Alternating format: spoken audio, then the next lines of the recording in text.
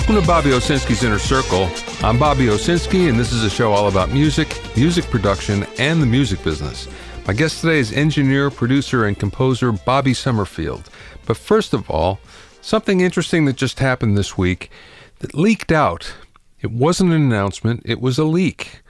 That Apple had proposed a new royalty rate for songwriters.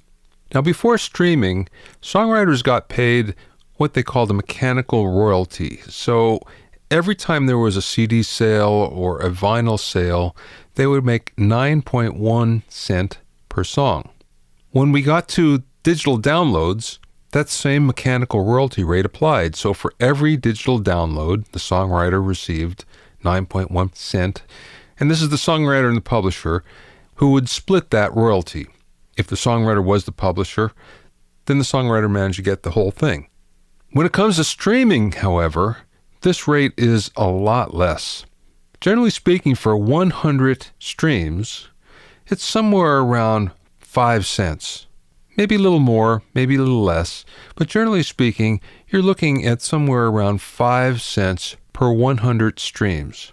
What Apple has proposed is a 9.1 cent royalty rate, just like the standard mechanical royalty rate for sales. Now, this is a very interesting strategic move on Apple's part. First of all, Apple has probably the deepest pockets, besides Google and Amazon, out of any streaming player. So it can afford to almost double the mechanical royalty rate that they're paying out to songwriters. What this does, though, is it puts a lot of pressure on Spotify, because Spotify's already paying out much more than 80% of what it takes in royalty costs. So to have to double that rate now means that it's even more and more difficult for Spotify to make money. And right now they're not making any money, and they've never made any money, and this makes it even more difficult. Not only that, it also looks a whole lot better in the eyes of the artists. Now, don't forget, the artists have been pretty down on streaming, and they've been down especially on Apple Music from time to time, but of course, this puts them in a much better light. The other thing it does is it makes it easier for Apple Music to get exclusives because of this, and exclusives are what's driving the streaming business right now. So if you can pay a little bit more money, which you can definitely afford, and have the artists on your side and put your major competitor in a bad way, I'd say that's pretty much a win. So look for this to happen. This is going to be proposed to the Copyright Royalty Board just about any time now. Now, of course, the Copyright Royalty Board may choose not to use this rate, and there may be so much opposition from other streaming competitors that this may go by the wayside, but nonetheless, it's a brilliant strategy. So keep a lookout for it, because this may be a nail in the coffin of many indie streaming networks, especially Spotify. If you have any questions or comments, send them to questions@BobbyOInnerCircle.com. Don't forget to check out my 101 Mixing Tricks program and other online video courses on BobbyOwsinskiCourses.com, as well as my music industry and music production blogs. Just go to BobbyOwsinski.com to find the links, and you can also read some excerpts from my books when you're there. Now, on the production side, something that's kind of interesting that I think most people kind of overlooked is that there's a new breed of flash drive that has come out. Some people call it a flash drive, other people call it a thumb drive, some call it a USB stick, pretty much the same thing. But one thing that's pretty much common is they're all slow. And especially if you get an old USB 2.0 stick, boy, you could be waiting forever when you load up a project on one of those. USB 3.0 is somewhat faster, but not as fast as it could be. One of the reasons why is the tech can't get small enough to go into a thumb drive. You need really, really fast chips, and yes, you can get those, but generally speaking, when you go to solid-state drives, SSDs, the solid-state drives that you have in your computer, for instance, those use a lot of chips in parallel using a controller. This takes a lot of room. But somehow Otherworld Computing has figured out how to do this. Otherworld Computing, if you're not hip to them, check them out, especially if you're a Mac user, because they have great Mac accessories, including all sorts of hard drives, just about anything you can think of for the Mac, and at really good prices as well. I've been using them for 10 years, maybe more. And I've always been really happy with everything I've received from them. So now they've come up with this new flash drive, and they're calling it the Envoy Pro Mini. Now, what's interesting about it, it's 240 gigs. 240 gigs, USB 3.0, and it's only $169. But even better, it's 16 times faster than a normal flash drive. And that means it's almost fast enough that you can do your production work on it. Now just think about it. You don't have to carry a drive around with you anymore. You can do it on this thumb drive, on the flash drive. 240 gigs. Now there are others available on the market that go as high as 480 gigs. But they're kind of like one-off companies, and they're not all that reliable. And of course, when it comes to storage, you really want a company that makes something that's super reliable, because you just don't want to chance your data being lost. So give this a look. Otherworld Computing, and a fast way to get there is macsales.com. macsales.com. It's called Envoy Pro Mini. It's 240 gigs on a USB 3.0 flash drive. My guest today is Bobby Summerfield, who's worked with a variety of great artists, ranging from Michael Jackson to Carole King to world music superstar Johnny Clegg to the legendary Harry Belafonte. He's also a composer with his own music library, and his credits include Oprah Winfrey, The View, Survivor, and ABC's 2020 News, and commercials for Coca-Cola, Ford Motor Company, and American Airlines. Along the way, Bobby's also been nominated for a Daytime Emmy Award. I spoke with him recently at his studio in Los Angeles. You were born in the UK, and then you went to South Africa, right? Yeah, a bit of a gypsy. Born in the UK, and my mum and dad, I was about 2.5 years old, immigrated to South Africa because of work opportunities. My dad was an engineer, not a recording engineer, but a mechanical engineer, and so he got transferred to South Africa, and lots of Europeans were enticed by South Africa at that stage to come over there because of so they went over there, and when they went over there, being typically English, they didn't exactly like it at first, and they didn't exactly assimilate too well because it was quite an Afrikaans sort of, so English people weren't exactly popular. So for the first couple of years, they said, I don't think we like this, and they went back to England, and that happened a total of 7 times. So between England and South Africa, I was 7 times ripped out of schools and everything, but up until the age of 14. Wow. And then at 14, we kind of settled and stopped moving around in Cape Town, South Africa, and then I finished my school in there, and basically lived and stayed there. So it was it taught me it taught me survival and assimilation in a big way, because you're in one country one moment, one country the next. And generally, what kids are like, they're like, oh, what are you doing, you foreigner? Or what are you doing, you English guy in South Africa, So it taught me a lot of survival. When you were moving, did you prefer to be in one place or the other? And that's a really good question. Every time I moved, the grass was always green. That's a human trait. And when I was in one country, I was like, oh, I can't wait to go to the other country. Get to the other country, I'm like, oh, I really miss England. Or vice versa. Yeah. And then when like South Africa has everywhere has better weather than England. But either way, when I'd be in South Africa, it'd be really hot and nice. And we would sort of like that for a little bit. Then after a little while, they'd be like, oh, it's so hot here, we can't stand it. Yeah. Then we go back to England, oh, it's always raining, it's cold. Yeah, right. Way different there. Yeah. For sure. Well, so you started then as a DJ, right? Yes. Basically my first, I took piano as a kid at school, and I played drums as a joke. It's, like kids do. Yeah. But I did electronics as a hobbyist from about 14 when I was in Cape Town. My dad sort of encouraged me, you better get something interesting. And I love building things. Actually, even in England, I started doing actually in England, I did start doing like crystal radios, that junk. Yeah, yeah. And somebody asked me to build them a 50 by 50 50 watt power amplifier when I was 14, because they didn't have enough money to buy a real one. So I did. I got a kit and I built it, and then I gave it to him. I said, here it is. I can't remember. It was like 70 Rand is the currency then. It's 70 Rand. He's like, I just can't afford it. And eventually I realized I'd done all this work and I couldn't afford it. So I thought, well, what can I do? Maybe I should build a disco system. And then, because that's a big, powerful amplifier, I built another 2 of them, and then put a whole disco system and put it together and sell it. So I started doing that, and I did that, built the 4 amplifiers, and it's like 400 watts and 400 watts. So I had a good little system going. Got a couple of cheap turntables, built a couple of light processors and I've still got the thing. I've still got it here actually. Put it all in a box and thought, I'm going to sell this. I'm going to sell it for 1,000 rand maybe and make a killing as a as a 14-year-old. And I sold my bicycle and all my little kiddly possessions to do it. But then somebody said to me, "Hey, you in that disco system? Can't you come round?" It was a girl as well. And I always a girl in it. Yeah, of course, exactly. yeah. And she said, "Do you want to come round and just play my birthday party for my friends?" So I said, "Yeah, sure, I'll come round." And I had about 50 records at the most. And I went round and I started playing it. And all of a sudden, one of the mothers came up to me and said, "Would you mind playing my daughter's birthday next week?" And I was like, "All right." So I ended up making little bits of money. The next minute, a year and a half later, I was playing in really big clubs and kind of quit school to do it. At 16 and a half, strangely enough, I was making more money than my dad's salary was. Wow. It's crazy. Yeah. And my dad was pleased but unhappy. Well, it's funny because we have a very similar background in that I started early in electronics too.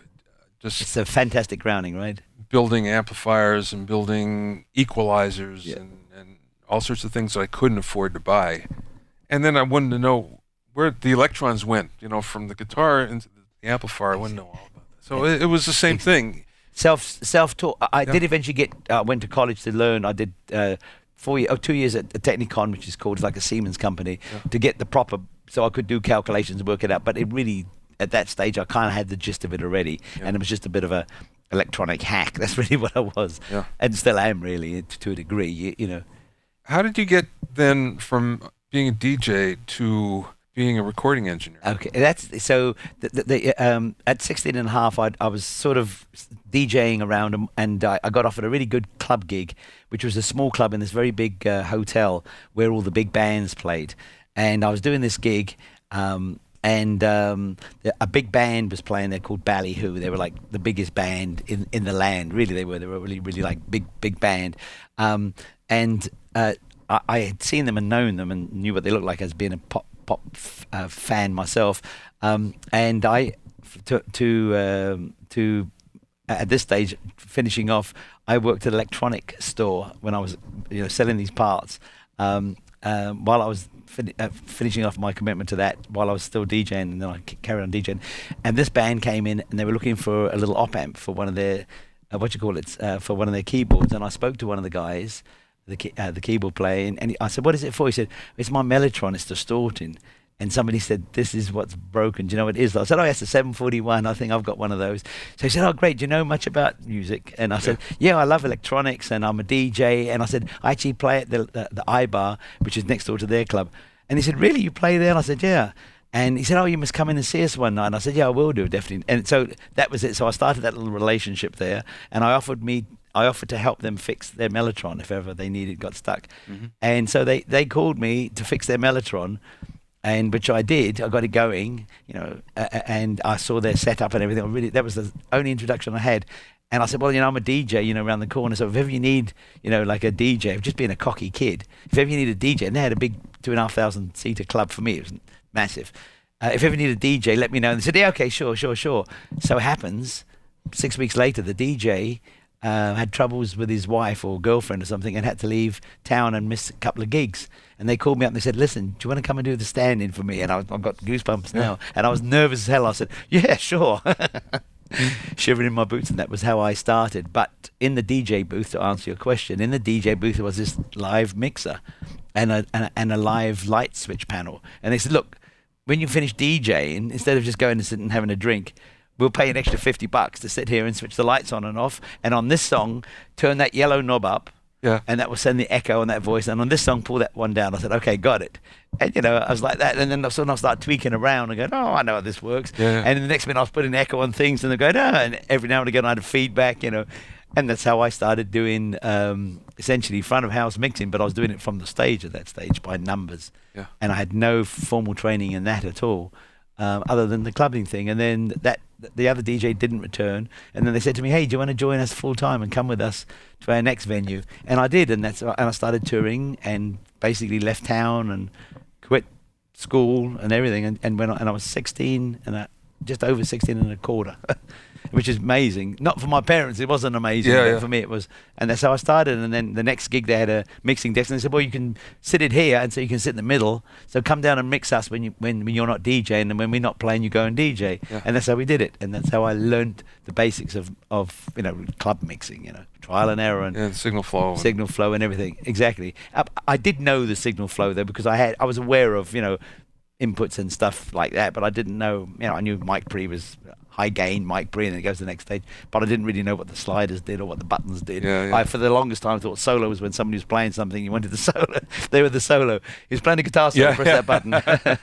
Well, I know it was the same thing for me. And when I first got on a big desk, it was, what are these things called? Auxes. What are they? And scratching my head. Well, why would you need those things? It's so. I mean, those little things that we take for granted now. Yeah. I often try and bring myself. I remember. This is an inline console. Do you remember the concept of inline consoles? Sure. At first? Yeah. I mean, at first I was like, but hey, I don't understand. Yeah. And fast forwarding 4 years from then, I was working for free in a recording studio to get my chops up in studio life, and one of the engineers quit on the day. We had a big fight with one of the clients, and they said, okay, you coffee boy, come in here and finish a session. And it was on an MCI console, and I was tweaking around. And I had a decent chops because I'd already had live experience. Yeah. And I remember being on the inline console, not quite knowing what I was doing, except seeing the tape machines going. I'm getting a signal there at least. And I put the EQ into monitor path. And EQ'd it. And they said, that's we like the piano sound. That's great. Okay, press go. Bang. It was a jingle, so they didn't have time to think. And then they play back and they're going, hang on a second. When I bounce it, hang on a second, the piano sound changed. I'm going, not quite sure why. I'm going, So I just EQ it again, and then I realized, monitor. Record. Anyway, sweet. Which MCI was it? It was the brown one. Brown one. Okay, I can't remember what it was. Like a 428 or something. It was that I don't even remember the number. Yeah. It was I know they had a Harrison, they had a Neve 80, and they had a MCI. And the first one I did was on an MCI, and it was scary. It was just absolutely scary. I started on the 416. 416, yeah. Which was had 24 inputs. It was a big one. Big one. Oh, that's a big one. Oh, absolutely. Really, really. And I used to think, well, you never need these channels. Why would you ever need those channels? Yeah. And then after time, you go, they put this on here, and you realize putting reverb up on this channel, and don't put them through the reverb. You'll enjoy this. I went to the MCI training school for maintenance. And I had a JH20. I had a JH16 actually. Well, there was one day with just tape machines, everything you want to know about tape machines, and it was the early days of SMPTE and locking machines together. And that concept, they had somebody who was explaining to us who wasn't very good, and he was going 1,000 miles an hour, and it was going right over my head. Yeah. I just don't get this whole thing, this whole offset thing. I know, yeah. It was a trip. But it was a very interesting experience to be down there. But one of the byproducts was they took us to Criteria, and that was right when it was exploding. And they still had Jeep's original desk there with the faders that went over the top, like airplane throttles. Yeah, and I think that was this was louder, right? Or was it reversed? It was reversed. Yeah, it was reversed, right? Yeah. So you bring it to you. Yeah. Right. Yeah, that's crazy. Yeah. Yeah, the synchronization. I mean, thank God that's a dead, an unrequired thing. But I mean, we all were friends with the Adam Smiths and the Lynx. Yeah. LYNX and offsets were just. I mean, I'm sure you did too. I got into being a fiend with the thing. I was like, I'd work out. It's 2 bars, so it's like 16 frames. Work it out. Okay, punch in. Take like 2 bars of this drum part and pre-record it to 2 bars later, and just doing that sort of thing with 2 tape machines. Yes. Yeah. Crazy. I mean, doing that now on any digital digital audio workstation is a laugh. I'm not one that looks back at the old days with a nostalgic eye at all. No. Because I remember things like that. Remember the hassle. And the hassle of aligning tape machines.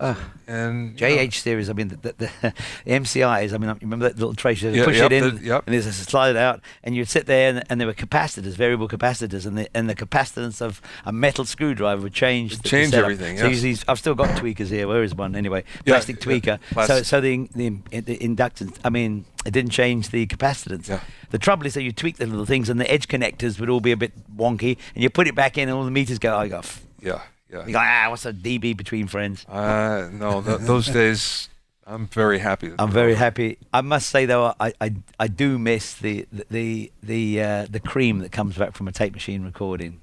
You know, like a well recorded, it compresses so nicely and just makes things so much more manageable and meld. They meld so much better. It does. I don't. I don't long for those days. No, they don't. No, yeah. I do miss the thump that used to come back. Okay, so you're in South Africa now. You're in studio and you're getting your chops together. Then what happened? So I was multitasking. Yeah. So I was a DJ, but in the back of my head and on the phone, my woman was like, "Yeah, this is very good. You're a DJ and you're a big star now. Let's get yourself a career. It's not going to last forever." You know, typical, smart guy, I would guess. You know, but you at that stage I was 17. So I was thinking, yeah, I must do that. And after I think about 3.5 years of doing just DJing and just working in clubs, I decided to go and get a study at Technicon. I've still got my pass over there somewhere. Anyway, and it was basic. It was basic computer science and audio electronics. It was a Siemens company. So audio electronics? Yeah, audio electronics No as well. kidding. Yeah. Wow. So it was the basics. It was the basics. Then we had to do RF. And we had to do ham. Do all the basics. But you really skimmed across all of the aspects of it. Yeah. But so it was quite an intensive thing, and I was clubbing and DJing and going to bed at 4 o'clock and having to study. So I didn't have any sleep for years. And then the bands would start working, and so it was a bit tough. But long story short, I finished it, got signed off, and I learned a lot. I really did learn a lot. But then I really just decided to get into the studio side of things more. So I volunteered to work for free at a recording studio. And it was called RPM, recorded in Johannesburg. It was a big studio, pretty big studio. Bunch of rooms, all tied together, really professionally put together by an English company, can't remember now. Anyway, went there, and of course I'm the grunt, but I knew everybody because they'd see me do live mixing, and they knew I had skills, but I didn't know anything about a studio. So, other than sweeping the floors and making coffee, which I didn't really do, I just ended up helping the techs in the studio. And one guy, John Lindemann, his name is. He used to say, "Hey, come in here. I got that. Pull that Eventide harmonizer apart. Pull out the boards. I'm going to change this, and this. I think is that." And in the end, I'd work out what it is and help him or fix the. The one EMT 140 is buzzing down there. Go and see what's going on. And eventually, I became like not a proper tech, but I got a great grounding, and then go and set up this tape machine, learn this, learn that. Yeah. So by being yes, I ended up learning a lot, and then I started at night for free, doing my own little records and stuff like that. So before all of this, I was always into music as a kid. I loved listening to music. I loved R&B. I loved funk. I was just into that sort of stuff. I loved the Beatles, all that sort of stuff. And I also plonked around on the piano. Horrible, but I did. Took piano lessons at school. Wasn't dedicated, so it wasn't good, but anyway. So I really loved doing all the little tracks. So I ended up doing little tracks by myself, just buggering around. And then I started getting calls to do engineering for people because I did live sound. So I started doing engineering in studios. And at that time, there was a band in South Africa which was controversial, Johnny Clegg and Sipho. Oh, sure. Kunu, and it was the beginnings of Jaluka, which was a multiracial band, very controversial, of course, under apartheid, not allowed to play together, not allowed to be together. And the bass player in the band, Gary Van Zyl, said to me, "Hey, do you want to come and be our engineer and do some live gigs with us?" And I said yes, and it was a complete change from when I was doing completely bubblegum pop DJ and club and playing in clubs and engineering studio jingles and mass produced, but live bands and everything. So I said yeah, I did that, and I ended up doing live sound for them and doing multiple world tours. And they eventually started to go into the studio and do records, and they said, "Do you want to come and do a record?" And the record company that they were signed to said, "Do you want to come and work for me in my studio and build my studio and run it for me?" And that's what I did. And so that's sort of how I sort of had a little thin sort of thread between it all. And that led to Graceland? Just before Graceland. And so yes, that was just the beginnings of what happened for me as a DJ. I then got a job on television as a VJ, so I was a presenter on this pop shop kind of thing. Yeah. And I ended up getting a request to be a producer, to produce young bands coming up. And we said, I knew studio work at that stage. I was quite got quite sussed at it. I was into all the current pop music, so I had a decent ear. I was playing in clubs I knew what worked with. Yeah, it helped. no kidding. It's a great Wow. set of combinations. Yeah, I got this job with this ethnic African band. It was a bit like, it was a bit folky. It was a bit like Jethro Tull meets Peter Gabriel is, some of the ethnic sides of Peter Gabriel. So I ended up doing that. So it was a great combination. And so we did the first record in the studio. I built the studio first for Hilton Rosenthal, who was the main guy. He owned the Mink record company. I built the recording studio, and the first projects in there was Johnny Clegg and Savuka, which is the new band. And we spent 4 months doing it on modest equipment. I had a Soundcraft console. We had what did we have? An MCI. What did we do it on? Atari MTR 90. MTR 90. Yeah. MTR 90. Real drums. Everything was real. But there was a couple of little sequences and things of that such. And I started programming them, getting them.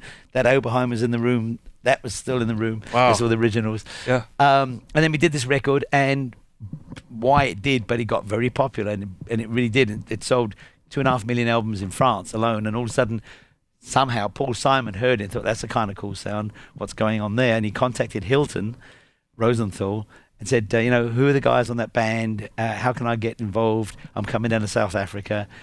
How can you help me put it together? And Hilton helped put the whole band together, because there was an all group of people that we knew very well because we worked with them. I did the front house sound went on tour, multiple tours with Ladysmith Black Mombasa before Paul Simon. Yeah, so it was all a little family, basically, an African hybrid family. Yeah. And Paul Simon came down, got the artist, great songwriter, did them all in Satbell Studios with his engineer, and it became a big hit. And then he said to Hilton, you should go to, because Hilton's thinking of migrating to live in Australia. He said, you should go to Los Angeles with your crew or your people or whatever, and start working. I'll set you up and get you going. And he did. He basically got Hilton his visa here, got me my H1 visa, or L1 visa. It was intercompany transfer. I got it. So Paul Simon organised it for me. And it was, when you have power like that, it's really quite quick. Yeah. Then I got sent over here. It was Hilton and I, with the two guys, and we came over here. He sold and closed his business there. And we came over here looking to build a studio, and it was quite hilarious. In hindsight, I'm thinking, going to Los Angeles, and I think I'm going to build a studio. It's pretty silly. At that time, it was one in every corner, basically. Every corner, really good ones, Yeah. and everybody knew their stuff. It was funny, but anyway, ignorance of the youth is great. When I first moved to Los Angeles, it was 1980 or maybe 81, and they had the studio menu. Remember the card? Oh, yeah. And I remember one day Laminated. counting up all of the 24-track studios, commercial studios, and there were 225 of them. Yeah. Ellis Sorkin. Do you know Ellis Sorkin? Yeah, of course. Yeah. Yeah. Yeah. So it was an amazing time. Literally, there was one. Beautiful time, man. It was just, I think music recording and, dare I say music, but generally it peaked around about that era, like 82, 83, the recording got to its peak. As good as it could get with that technology. Yeah. And it sounded really good, and the records, for the most part, were well played and well crafted. And most people that got into a studio, unless they just had dumb money, but generally they had chops at some stage. You know what else got really good? The production techniques. Oh. And because up until then, if you listen to most records, there's a lot of slop. Yeah, People would go in and they'd play, but they weren't, the concept of how to play together. Yeah. It wasn't refined. It was not refined, you're right. And then it got to the point where everybody knew, okay, this is how we do it. Now we have to play, okay, I got to be on the kick drum. Yeah. And all the things we take for granted, it was a process to get there, really. Definitely. And the production techniques, I mean, the way they expanded because of, people started to make better and better and bigger sounding records. Yeah. The stereo images and the depth. Digital reverb is a big one for that, definitely. Yeah. But the way they started smart recordings, I mean, Bruce Swedin, of course, all those guys are brilliant. But the way they just knew how to mic things well and use the ambience in the room to their advantage and the console to their advantage, EQ, and it's just such a superior time, I think, for recording. Yeah, I mean... you had to have chops. You could do sloppy records, definitely, and have a hit. I wasn't saying that, but a lot of people, most of those people were really sussed. I mean, when you even listen to some of the records that were coming out of the smaller places, Sure. smaller towns, are even really good. Dave Pensato Yeah, of course. is a buddy, and he came out of the Atlanta scene. And some of the people, Brendan O'Brien came out of there as well, and Ed C., who big in Nashville now, but he was kind of their mentor. And the records that they were doing then were like just so great coming out of Atlanta, and you go, wow. And they stand the test. I bet you stick them on now, and they still smoke. Yeah. I mean, you just do a good record. That's it. You've done it. Yeah, yeah. But that's the whole secret, right? It is. Do something that is timeless. Yes, it's timeless, and it certainly does. It obviously starts with a really good performance and an inspired performance, because there was some really, in those days, of course, sort of the 80s, corporations got very, very, very involved. So you had like a group of session players who would go in and play on everybody's record, and they all played well, but they were a bit sterile at that stage because everybody's just like dialing in their part and getting off because they had 3 sessions that day. So a little of it was in that respect, it was polished and cold, a little bit of it. Yeah. But I mean, Earth, Wind & Fire springs to mind. I mean, it's really great bands. Yeah, absolutely. Obviously, Quincy's stuff. I mean, obviously. How did you get into working in television? Well, in that same studio that we got sent over here, Hilton Rosenthal. By the way, the studio is still standing and been owned by 4 people. And I just went up to see the current owner, who's Simon Phillips. Oh, no kidding. Yeah. Where's that? Just up at Van Nuys Boulevard, 52 Van Nuys Boulevard. Oh, I know the place. I've been in it. Yep, I built that. I built that it was a sewing room when I got there. It was just a brick shell with nothing in it. It's next door to the guitar California Vintage Guitars, right? Absolutely, exactly. And that used to be Zio's Italian restaurant, which was really good food, but they moved.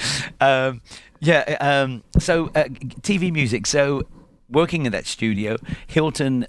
So the U.S. stock market crashed in '87 for a change, but it crashed, and the venture capitalists pulled out of us basically. So we had done a bunch of records with Paul Simon's connections, Harry Belafonte, Jennifer Warnes, all these people. So we had all these decent records, but they were ethnic orientated records, and Hilton wanted to do an ethnic record, and he had distribution through Priority Records at that stage. Okay, yeah. Okay, but either way, the funding got pulled out of it, out of his company, and he said to me, "Listen, I'm going to eventually have to go belly up here. I'm going to have to close down and cut our losses. I'm going to go and move to Australia." So I was just sort of, technically I was a house producer, writer, engineer, I guess. But so he said, run the studio as you feel, but do whatever you want. So run the studio as you feel was the word. So it was a creative studio for records of multiple, kind of a cool place. But then I realized, it's got to be a commercial studio now. So I got Edison Sorkin involved to hire and get it out. And I think it was Ellis maybe, or somebody came through the door that was producing an artist. And they were not terribly experienced. I'll leave the name out right now. They weren't terribly experienced in getting the singer to sing, and it was just going pear-shaped. And I said to the guys, I said, look, if you want to take a dinner break, it was late at night, I said, I think I could get the vocal out the singer. It was a lady singer, and she was nervous. She was just nervous. I said, I think I can get the vocal out the singer. Do you want to take a break, and I'll cut it for you? And they were sort of pleased. Yeah. So we buggered off, and we changed the key, and I gave her a couple of glasses of wine, and lo and behold, an hour and a half later, after a bit of comping, she sounded half decent. And they did. They came back an hour and a half, after dinner, and they said, I can't believe it's the same singer. And I said, yeah, that's what I do. I'm really a producer. I'm just sitting there mixing for you guys because it's the studio. But Yeah. And the one guy said, I've got a project coming up that I need that ABC television needs some music for. Maybe you could write some with me. And I said, yeah, sure, I'll do that. And that's how it started. Actually, it's the second thing, but either way.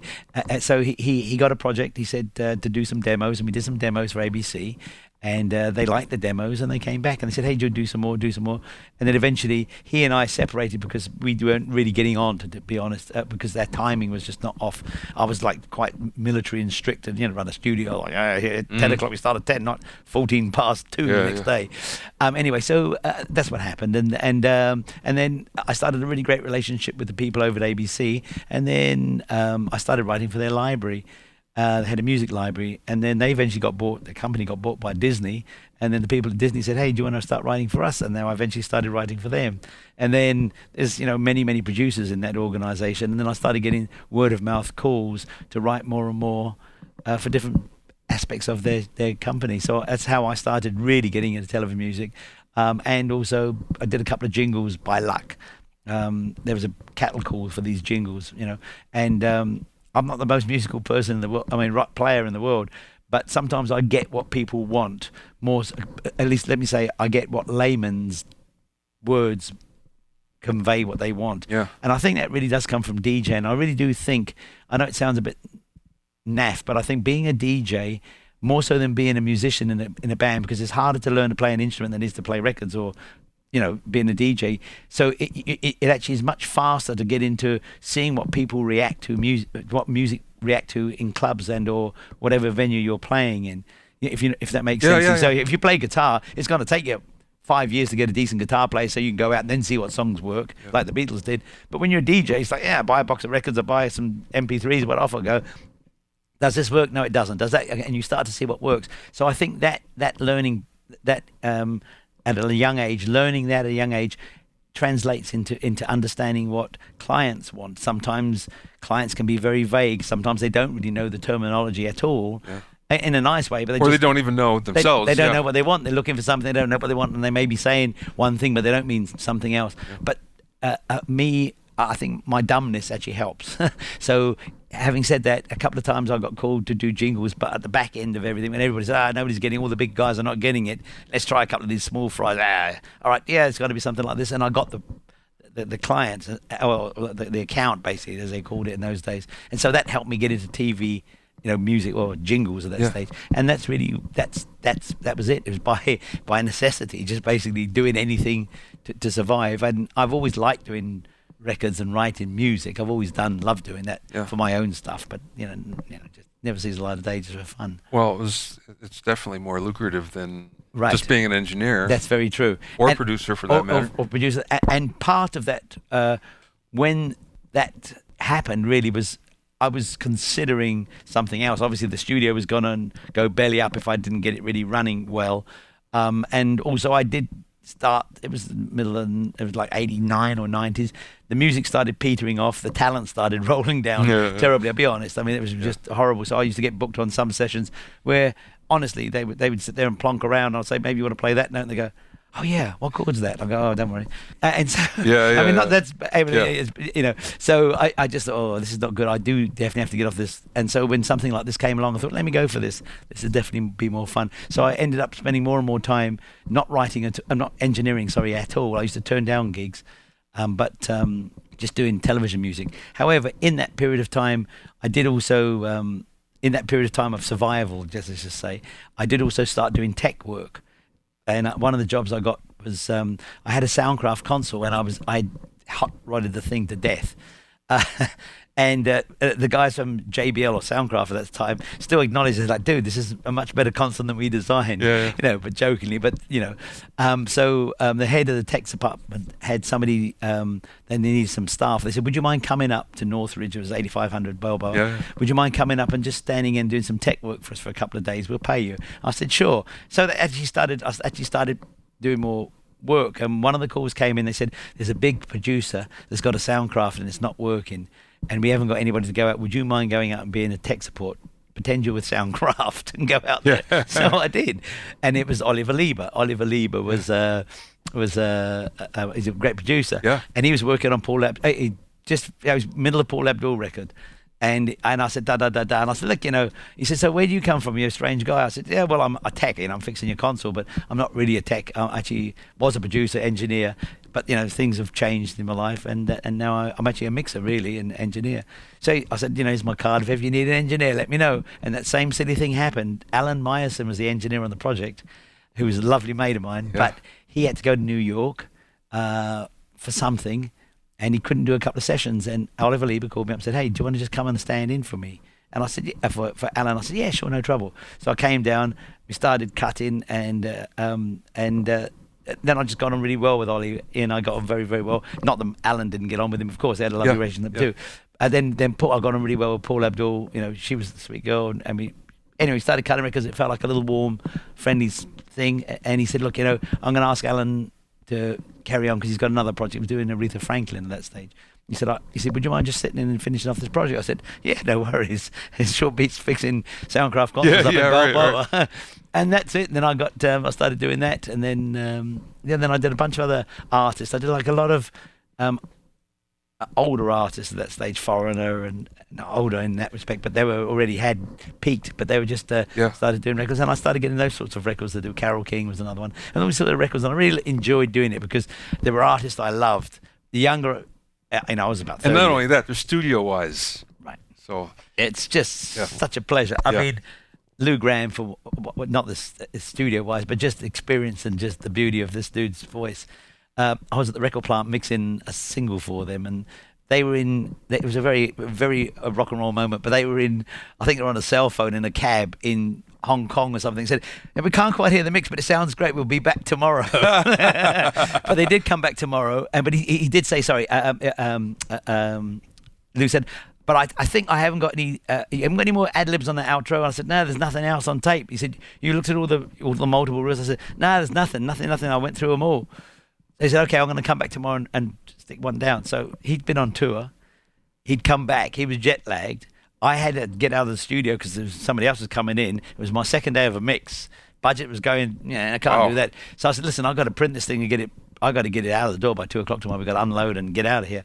So he said, okay, I'll come in tomorrow morning, 10 o'clock, to do ad libs on a rock song. He came in at 10 to 10, went straight in. He went, blah, blah, blah, blah, blah. Did a quick warm up. I said, "You all right, Lou? You ready to go?" He said, "Oh yeah, no worries." So I set him up. I think I just set him up. Some like 87, I think it was. Stuck him in the corner, vocal booth, and he went. Blah, blah, blah. Okay, I'm a bit rusty, but here we go. He burned through about 5 of them. I was like, wow. Just that's why that dude is. His voice is just. And 10 o'clock in the morning, no less. That's what I'm saying. The jet lag. I was like, okay, you won. Yeah, right. Amazing. So there was so lots of lovely little things that happened, and it's such a nice. It's a nice foot in each aspect of the industry. It's really, really nice. Yeah, absolutely. It's really fun, and it keeps it interesting. I think if I'd have been a mixer engineer and things hadn't changed, I think I'd be a fat. Well, not that I'm not now, but either way, I'd be like a fat, boring old engineer sitting behind a mixer now doing the same thing all the time. Whereas each job I've done, like the TV thing, I was like fish out of water, I hadn't a clue. How to deliver. New muscles get exercised. It's like, oh, okay, you learn this, learn that. So it's fun. It's funny you should mention, I had dinner with a friend who's a famous engineer, mixer, the other night, who just seemed so bored by the whole thing and burnt out. Yeah. That's a worry. It's hard to unburn yourself out. It is. To get inspiration again. It's tough. But if you have your fingers in different things, there's always something new happening. And again, new muscles are being exercised. Very true. And it just keeps you interested. And I think we all a bit, in this industry, I'm sure we're all a bit batty and scattered. And it's like, oh, I love doing this. I love mixer for 8 days. Then it's going, okay, digital. Yeah. Oh, I'm going to repaint the studio. Oh, I'm going to fix this. That's what we're like. I think it's nice. It's really nice. I have seen that as well with some really big mixers that do everything really well, but in the end it's painting by numbers for them, and they do fantastic work. But it's just it's a sausage factory, and sometimes that's not inspiring anymore. As is TV music can be for a lot of people doing jingles non-stop and stuff like that. It also gets a burnout, like anything. So it is nice to do multiple things. Tell me about your library. The music library, right? Yeah. It's called Trailer Trash Music, and it's as it sounds. It's parts and cues and full pieces of music, primarily used for advertising trailers. And mostly, it started off as being a bombastic thing, but now it's changing as trailer requests are changing. But it's essentially it's distributed by 5 Alarm, who are just got sold by Imachem. They're now owned by Olay from Canada, and they're a big worldwide distribution company. And essentially, it's a bunch of different styles of music for people to sync to trailers. The thing about it is, though, all the music is done in full stereo mixes and or stems, and also different aspects of the. So sometimes people just don't have the time to do a custom score, of course, and they hear a bit of music like, I love it, but I just wish the strings were there. And they were there, and so and that's not new. Most people are doing stems for movies, but for trailers, not so much. So I supply them with the stems, and then also the trash part of it. A bunch of the CDs are little elements. So sometimes people, these days more and more, people don't use one piece of music in a spot. They use 5 or 8 or 10 or 12 cuts, and sometimes they layer things on top of each other. So what I've done is done a key-centric sort of sonic, so it all works together. The keys are the musical keys work well, so you can layer one song with another. You can crossfade it, and it will more than likely work. And then I have a couple of bunch of CDs that are just like big hits or big whooshes or those big those sorts of things, rises and drops and falls and all that sort of things, and they're all in relative keys, so they all work. So somebody can pick up the package and just layer them with and make their own. It sounds very custom scored, really, and quite quickly. How long did it take you to put that together? 2 years. Yeah, it's a lot of work. It's a lot of work, and I populated. I've got I write it for it all the time. I've got other people, sticking out cues and everything. I'm always looking for good other style writers as well to populate it, because it's nice to keep it fresh, and that's part of the key. It's really part of it too. Just trying to keep it. And that's the other thing. As you know, the music industry is so scattered, and the pie has got, the slices of the pie have got smaller and smaller. So for necessity, one has to be multitasking and multi-ability. Absolutely. Including making coffee and sweeping the floor. Well, and it's interesting. It's also interesting too, and it's a natural transition. I'm like this, and I think other people are too in this business, where there's a attention deficit disorder. There's a big part of that where it's hard to stay on one thing for a long time without getting bored and wanting to move to something else. And it seems to be a trait of many people in this business. Very much so. So for a while, I felt pretty self-conscious about it. And then I realized, no, wait a second. We're all like that. That's to fine. some degree. Mate, it's fine. Just do what feels good. I really do what feels. I absolutely. I completely. I feel much more. If I just say, bugger it, I'm going to do this for a couple and unless I have a job, of course. Yeah. I'm writing job, I obviously do that. But if I don't, then I go, let me tweak around with this. Or I do want to fix that channel. I do want to modify that mic pre. Yeah. Oh, I do want to replay the, fix the drum heads. Oh, I do want to, do this. And it's related, but very, very loosely. I think it's I think it's really, really great, because then when you go back to doing like writing the music or mixing thing, you're much more inspired. You're not that burnt out. Yeah. And it's all in the related field. It's certainly better than mixing one day and then, driving a cab the next day. At least it's related. As long as you don't have to. Well, exactly. Hey, listen, Right. Ain't too proud to beg. I tell you, I'll get Uber out. Where do you think the music industry is going? Can you see a pathway? And you're talking the commerce part of it, basically the money side of it. Yeah. How people can make money doing music.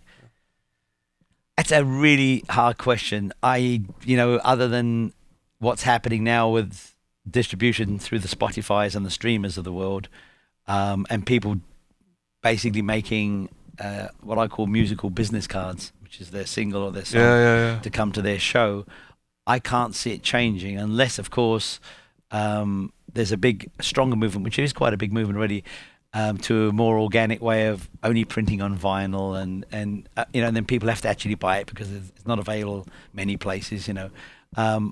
Other than that, and an underground movement, I don't really see it. Really, I hate to sound negative, as I'm not negative, but I don't really see it getting better for money making. I think it's just, unfortunately, it's bottomed and it's going to stay there. I don't really see it changing much. I definitely do see, unfortunately for artists now, they have to be business people more so than ever before, or at least their management does, where they have to consider, okay, how am I gonna tie this in with my YouTube channel? How am I gonna tie this in with the Twitter feed? I should get Instagram, so at least I get my followers to realize I'm doing a new record, so that when I post it on SoundCloud for free, they can download it and really love it and come to my concert. That's what I see going. I just don't see people stealing concerts. You can't. So that's, and not that they're stealing music that much anymore, but it's free. People don't really consider buying music a thing. It's just really what it is. I think it's just like, why would you buy it? Really, people say, well, why would you buy music? Yeah. It's like, well, you really should be. You have to buy something else from the artist. That's right. But I'll make you feel good, though, about all this. 2 major banks gave their projections in the last month. Morgan Stanley was one of them, about the music industry, future of the music industry, and they see a tremendous growth by 2020. I love them. Tremendous. So going from 15 billion, which is what our global income music is, to 22.5. That's amazing. Yeah. But obviously the breakdown is important in that. It's mostly coming from streaming. From streaming, exactly. Mostly coming from streaming and concerts. Yeah. And merch. Merchandise. And a big thing to touch on as a writer, okay, some artists these days, a lot of artists these days write their own stuff, but lots of still producers produce artists' records and write records for them or whatever. And they're being left out really in the cold because, you get paid an X fee up front to do the production. And normally in the old days, you make X fee up front to get 2 points on it or get a this and a that. Yeah. And you'll end up making a decent bit of bucks if the thing sells. It won't sell. However, that record may do very, very well on free downloads. The producer gets nothing from it. Well, that's going to change too. There's actually a bill in Congress that will at least give a little bit To everybody. But, the other thing is I find that most producers are asking for publishing. Right. A little piece of publishing. And they're getting it because the artists are understanding the situation. But they are, honestly. So. But again, that publishing is only going to be fruitful if they get a good sync, if they get a good cover. However, I think if you produce a song, whatever it's called, and then somebody has that title of that song printed on their cap and they sell 2,000 or 10,000 of them at the concerts, then you should get a bit of that too. You should. And that's called the 360 deal, and that's what they're hoping for. And I really do think not for greed. It's only survival. Survival. It's like, well, dude, if you want me to produce your record, you can't give me X amount of bucks and then say goodbye. Yeah. Last question. What's the best piece of music or music business advice that you've either learned along the way or maybe somebody imparted to you? I think maybe it's been quoted many times, and I'll explain it further. But the thing is, when people say the music business, they must remember it's 10% music and 90% business. And it's a sad truth. So many of my mates that are brilliant artists and talented people, I often have talked with them and collaborated with them on recordings for television or sync deals, and I explain, we're going to get a sync on this, and they're like, well, what's a sync and what's this? You really do have to know the terminology. It's not hard to learn. You really must understand where you earn money as a writer, producer, who's making money, who's on your side, who's against you. You really do have to understand that. And you also do have to understand that as a new artist, you're going to have to get reamed a little bit at the first time round. Don't be greedy on your first deal, but you just give them enough. Whoever's giving you the chance, they're definitely going to get a bigger piece of the pie in the first time round, but just make sure that pie doesn't last for the rest of your life. Be smart. Get legal advice. Either from a well-informed, multiple friends, or from an attorney, but don't be silly. We're not all kumbaya. Actually, the artists and a lot of the, all of us in this side of the fence are generally sweet, kind of fair people. But when it comes to royalties and money, people get quite nasty, and the people that have smarts understand that. There's, for example, sometimes we get together and write songs with friends, and if it's three of us, our deal is we get in. We're going to split this 3 ways, irrespective. If I got drunk and fell asleep on the couch and you two wrote it all, I still get a third because you're writing it in my house because I'm snoring, and that put you in a mood to write the thing. Easiest way to stay out of trouble. Stay out of trouble. Yeah. And we all know history, for the most part, all the beautiful bands that we've loved and go, oh, they're lovely, and they're all coming up in the world. Next minute, 5 years later, they've had a big hit and they hate each other and live in different castles, and they like suing each other over I wrote the chorus and you wrote the verse. It's like... You have to, that's one thing. Just get the business in control first. Then learn your chops. If that's really just understand it. And it's not hard to learn. Anybody can work for free, and everybody wants to be loved, but you can't live on love and freedom and freeness. Well, amen to that. Yep, big time. Very cool. To find out more about Bobby, go to summerfieldmusic.com. That's SUMMERFIELD music, all one word, summerfieldmusic.com. Thanks for listening and being in my inner circle. Remember, if you have any questions or comments, please send them to questions@BobbyOInnerCircle.com.